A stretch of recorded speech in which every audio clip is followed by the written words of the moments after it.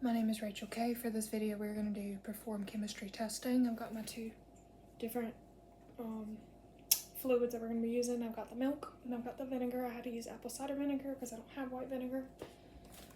So first thing you want to do is assemble your equipment, which I've got both my specimens here. I have my litmus test strip paper right here. I'm going to go ahead and wash my hands. Once I've washed my hands, then we're going to apply my non-sterile gloves.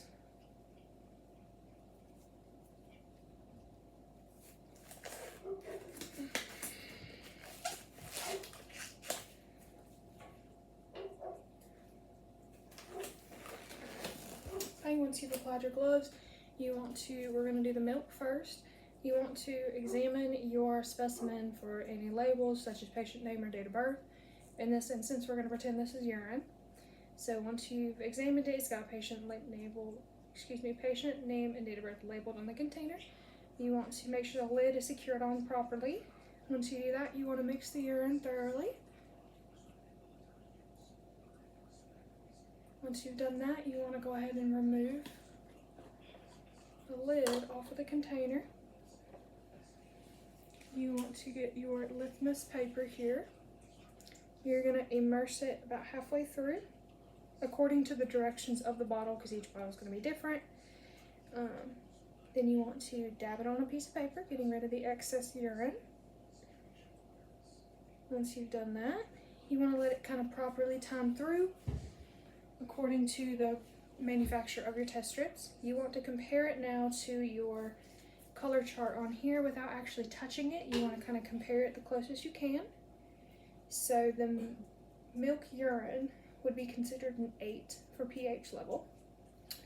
So once you've done that, you're going to go ahead and dispose of this in your container for your biohazard products, which mine's over to the off screen here. And then we are going to move on to the vinegar now. Same concept here, where you want to assemble your equipment, wash your hands, apply your gloves, which we've already done for this first part of the video. For this one, but we have to duplicate it for the vinegar this time. So again, you want to make sure your container is labeled with patient name and date of birth. Once you have, because if it's not labeled properly, it will not be tested, therefore we can't prove which patient it belongs to. You want to make sure the lid is on secure and tightly. Once you do that, you want to mix the urine thoroughly. Once you've done that, making sure there's no spillage, and if there is spillage, you immediately clean it up with the biohazard or biomedical cleaner. You want to remove your lid on the vinegar now. Well, the vinegar urine, excuse me. You want to take your other litmus paper here, again comparing the amount of time that you immerse it, the amount of time you let it sit for, to compare the results per manufacturer, because each one's going to be different. You want to immerse your litmus paper about halfway through.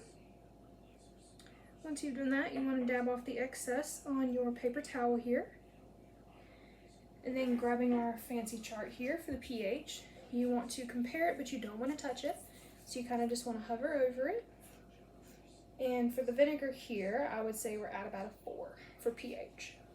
So again, you want to discard that in your biohazard container right here.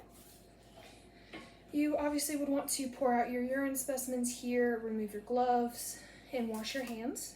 And then you want to document it properly in the patient's chart for who it belongs to.